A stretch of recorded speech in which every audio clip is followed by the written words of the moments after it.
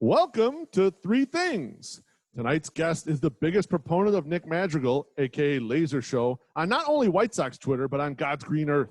He's a controversial and outspoken personality, but he's an old soul at heart. A 108 tourney participant in 2020, a true Southsider, and a man who is still visibly pissed off that Ed Howard is going to wear a Cubs uniform. I'd like to welcome to the stage the great and powerful King Mac. Mac, welcome to Three Things, my friend. What's up, King Mac? I appreciate you having me on. Hey, but this ain't for you fellas. Let me get my Lewis Robert on real quick. Now, what's the deal? Your man Madrigal, he's showing out a little bit in these first couple games, and I am getting so much shit on Twitter. Unbelievable amounts of shit. Are you behind all this or what? I just wrote a couple articles about, stuff I'm a little worried about. That's it. I won't give you any problems, but Magical, he right over my shoulder.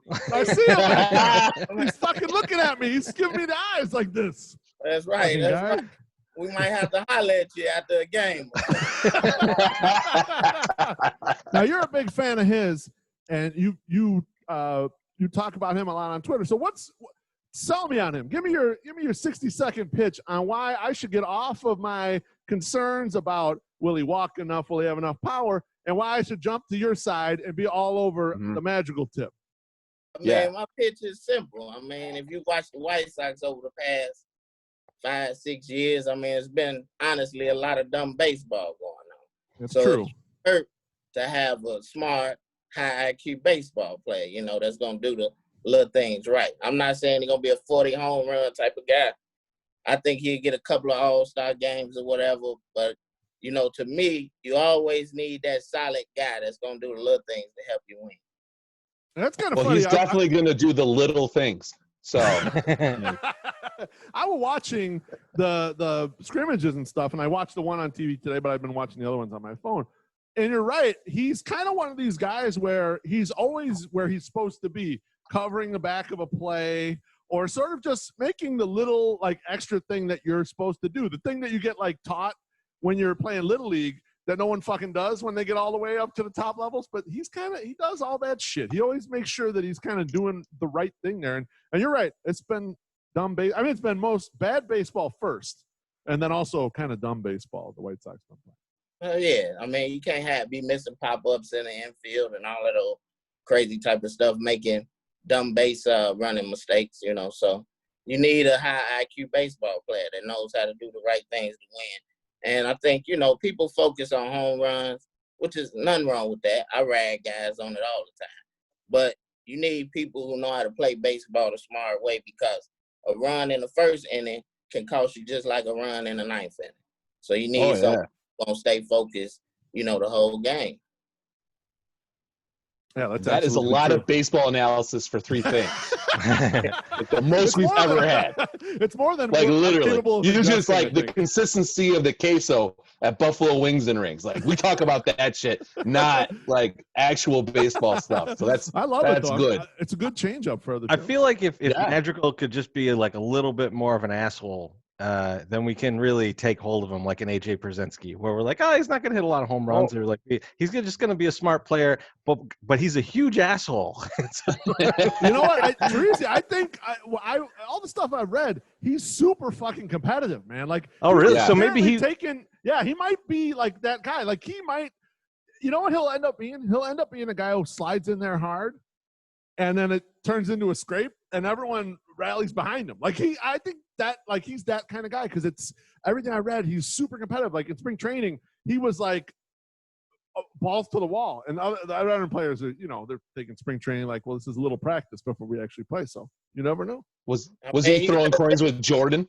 I don't know if he as competitive as Jordan, but if you put nothing and you got recruited to a top baseball college, and then you got drafted out of high school and also got drafted out of college, you got to have a set of balls on. Yeah, that's true. Well, that was the thing. When I wrote the first article about Madrigal, Tom Fornelli came at me about it. And one of his points was to be so undersized like that, and to do exactly like you're saying, Mac, to get all the accolades, to be recruited by a top program and get picked number 4th overall, there's a bias against people his size playing baseball. Yeah. So you should take him extra seriously because of all that shit. Like normally they want to draft the guy who's 6 foot, 185 pounds, not the guy who's 5'7". So like from that perspective, I kind of get it, but I'm scared. Maybe it's just I'm scared. I want him to do good, but I'm think worried. If anyone other than the Sox would have drafted him, you probably would have felt that way. But then you saw the Sox draft him, and you're like, oh, they reached for this fucking guy. Fuck up. You know? I mean, he probably wanted Kelnick or Kalinick, however you pronounce his name. You know, I mean, that's a big dude, you know. But that's true. To me, you got to have smart baseball players up the middle. You got to. You just can't have errors, costly mistakes. I mean, the game of baseball is so important, you know, as far as making the right decisions, that you can lose a game in the first inning. I've seen it several times. You know? Absolutely. well, Mac, that's thing one. I'm not sure you convinced me on Madrigal yet, but he made a good play today. I did admit that on Twitter. Thing two is your question to share with the group, and we'll answer it. Yeah, I just want to know when did you guys first fall in love with the White Sox? So when was it a aha moment for you? This is my team. So I'll go first. I was born in 1977. I'm not going to give out my social security number so you can totally steal everything from me, but that was my birth year. And it was during in August. So it was during the Southside Hitmen, like little parade that they were having. Like they were doing really well. And I remember my mom saying, well, your effing father was at whatever bar watching the Sox while I was in labor waiting, blah, blah, blah, whatever. So there's tons of baby pictures of me like sitting around with the old like black with the XOX hat that they would wear. So I mean, I've just been a fan like pretty much since I popped out. I mean, that's where I gravitated towards. Hello. I didn't really get into baseball till much later. And I was in college, and I was like, it's the 90s. Been smoking a lot of weed, and just having a good time. And I was like, I'm a fan of Chicago. And this guy who's from New Lenox goes, fuck that. No, you have to pick a side. And I go, well, if I'm going to pick a side, then I'm fucking going with the Sox. And all of my friends, every single one of my friends is a Cubs fan. So I knew no Sox fans, maybe like two. And so I just was like, fuck it. I'm going to go with them then. If you're going to make me decide, I'm going to take the guys who have the best fucking hat in the MLB. And I'm also going to, and Frank Thomas and all these other, I'm going to ride or die with these guys. And luckily it paid off because they won a hell of a lot quicker than the Cubs did. So that's how I kind of went right into it. So you made a smart decision, huh? Even while you was high, you made a smart decision. High and drunk. Now, I think the right way to do this. Now, Mac, I don't know if you knew this, but Treasy and I are brothers. So I think maybe, Treasy, the right way to do it is one of us do how we initially got introduced to the White Sox, and then one of us can do how we came back into the fold and became season ticket holders and all that stuff. How about this? How about I tell the story that I think clinched it for both of us when we were very young. And so this is we wrote about this before, the Milwaukee Brewers game. So my dad, our dad, I should say, took us. My dad. Unless you're announcing something big right now. We think so. Just so you know. Pretty sure. He's trying to say his favorite child, man. Don't let him. Well, he is. He's the favorite child. That's true. He is the favorite son. That's true. So our dad takes us to a game, but it's with like his work friends. And this is back when the Brewers are still in the Sox division. And we're pretty young, man. What do you think, Beef? We were like 7 and 9 or something like that. Yeah, I was gonna say neither one of us is 10 years old. And so we go to this game, and it was actually it's a low scoring game, really good game. And the Sox win on like a walk-off single or something. I think it was Jerry Hairston. Yeah, I think it was Jerry Hairston single. And so great end to the game, and like everyone's cheering. My dad and his friends have all been, having, 2, 3, 12 beers. And so they're all going crazy, and like the whole crowd's nuts. And this is, well, then we're going out the old ramps at Old Comiskey, and one of my dad's friends starts yelling at some Brewers fans, and he's just screaming down the ramp at him. Fuck you, cheeseheads! Get the fuck out of here! And so I'm like, well, this is fun, and then so they stop, and so now my dad's work friends are coming up on these dudes from Milwaukee, and they're about to have a big ass fight. And like I could tell my dad wants to go running in there. He wants to fight, yeah. He like just kind of holds us back and is like, yeah, you guys gotta I can't have like a 7 and 9-year-old getting trampled in this fight. And he just kind of holds us back. And I just remember after that game, like we're walking home from the park, and I'm just thinking to myself, man, this is fun. I can't believe this shit happens every game. Like this.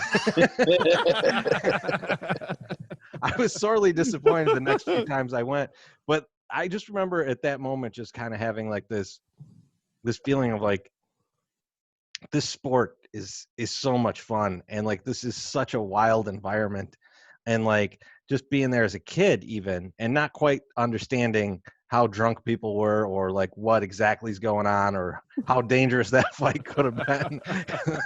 Because there weren't metal detectors back then, so who the hell knows what was going to happen. Right? and so like I didn't really grasp any of that, but I just remember being like, this is such a wild environment, like so, you know, such a cool thing, and that I want to be a part of it. I want to kind of like be with all these other White Sox fans who seem just like over the top enthusiastic about this team, and they're just nuts. And I was so drawn to it, and I think that still draws me to it. Like I still like the going to a game and like people just going absolutely ape shit over a home run or a double to win a game. Like when you lose your mind for something like that, you're a little nuts, and I love it. Now I'm drawn to that.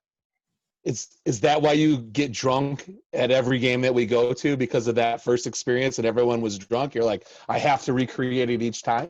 That's what I will eventually tell a therapist. But this is in reality, no, I just like drinking. You're like, I got to keep the trend alive. I got to keep drinking here.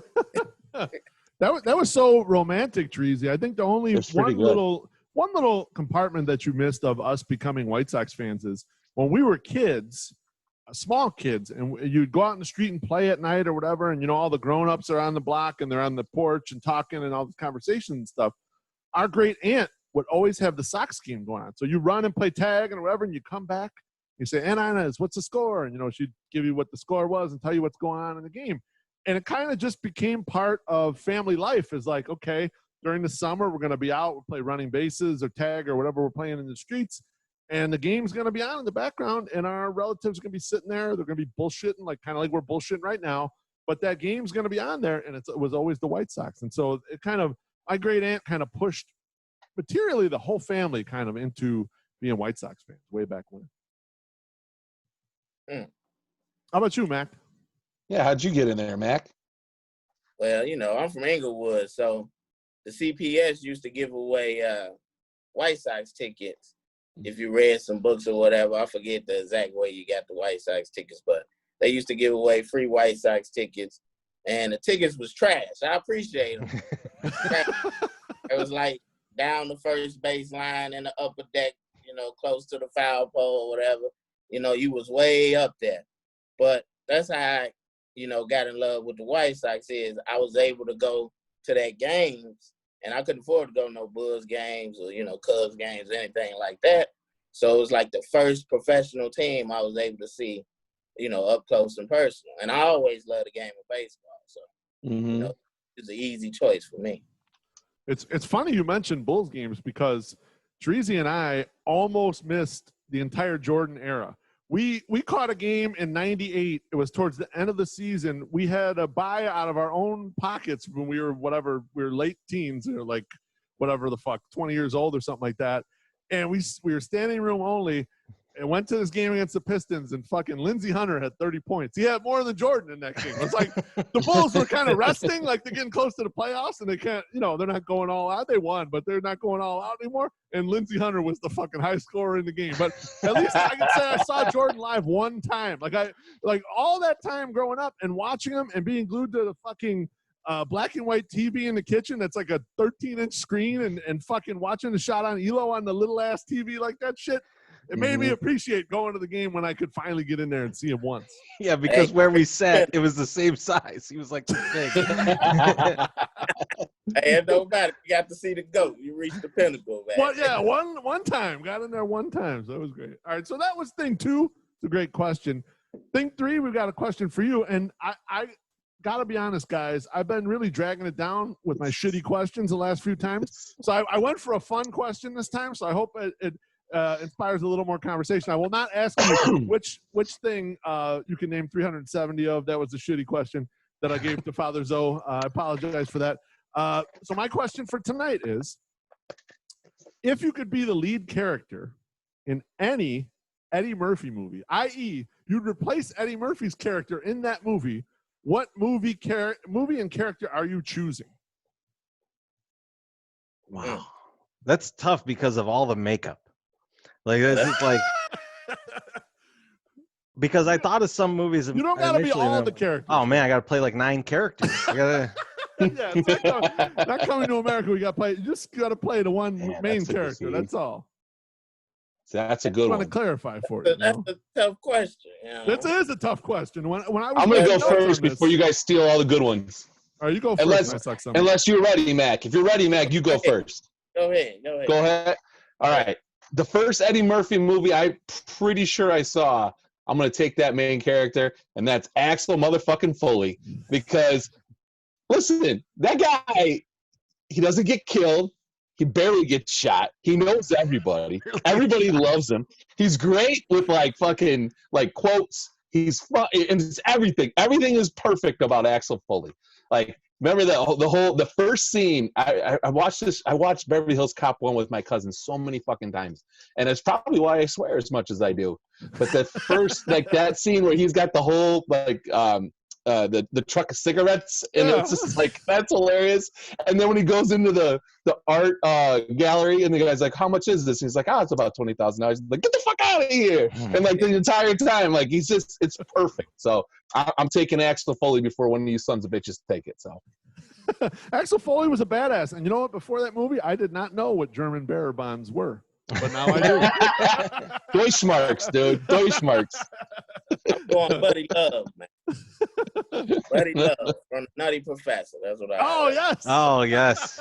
A good choice. You know, like Buddy Love. He was a supreme asshole. You know what I mean? Like people just tell it like it is. You know? So I'm going with Buddy Love, man.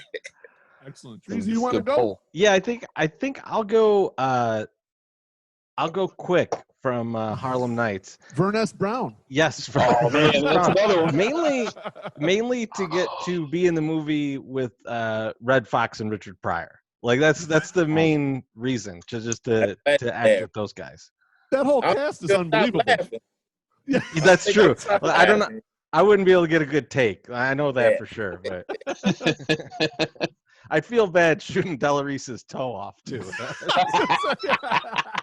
But you got your ass whipped, though. That's true. An all-time great scene. But it's got some hilarious people. I mean, Robin Harris is in there, like you mentioned, Delarese. I mean, it's Charlie's in there. This is Charlie before Charlie was doing stand-up and doing Chappelle Show and all that shit. He was in that movie. I mean, it's got some hilarious people in it. Danny Aiello's in the movie too. Rest in peace, Plus, Charlie. Isn't Charlie dead? Yeah, he is. Plus, Treasy, when you're that character, you get down with Jasmine Guy. That's true. That's true. That's a nice bonus. You know? They got the father in there from House Party too, right? Yeah. Robin Harris, right? That's Robin Harris. Yeah, Robin Harris. Yeah. And then, oh man, I'm blanking on the dude. Is it Ronaldo Ray? Yeah, Ronaldo Ray. Yes. Yeah, he's another one of those guys. Yep. He's in the beginning. He's one of the guys playing craps in the beginning when they shoot that guy in the head. That's right. Yes. Kids really do bring them bad luck. All right, I'll close this out. Now, to me, I think the obvious pick, which I'm not going to pick, is Prince Akeem from Coming to America, because obviously he has a fortune and all this stuff. But so I feel like I shouldn't pick it. I'm not going to pick it. the person I'm gonna pick Thomas Jefferson Johnson from The Distinguished Gentleman, which is still one of my favorite Eddie Murphy movies. I love when comedians do political movies because they fuck with everybody, and and they just really put it in a light in which the regular person's like, yep, that's kind of how it goes, and I like the idea of being a con artist and all the stuff they go through to try to figure out the angles and ways to get over on people, and just think it's a hilarious movie. So I would be Thomas Jefferson Johnson from The Distinguished Gentleman. You got a twisted mind, I see. He does. I do occasionally. Good, okay. Mac, thanks so much for joining us. We really appreciate Hell yes. it. Loved having you on Three Things. I look forward to sparring with you about Madrigal. I look forward to coming together with you on Luis Robert because he's going to be the best player on the White Sox by the time this is all said and done. So take care, my friend. Thanks for coming. All right. You guys enjoy yourself. Thanks, Mac. You, man. Take care. Talk to you soon. All right.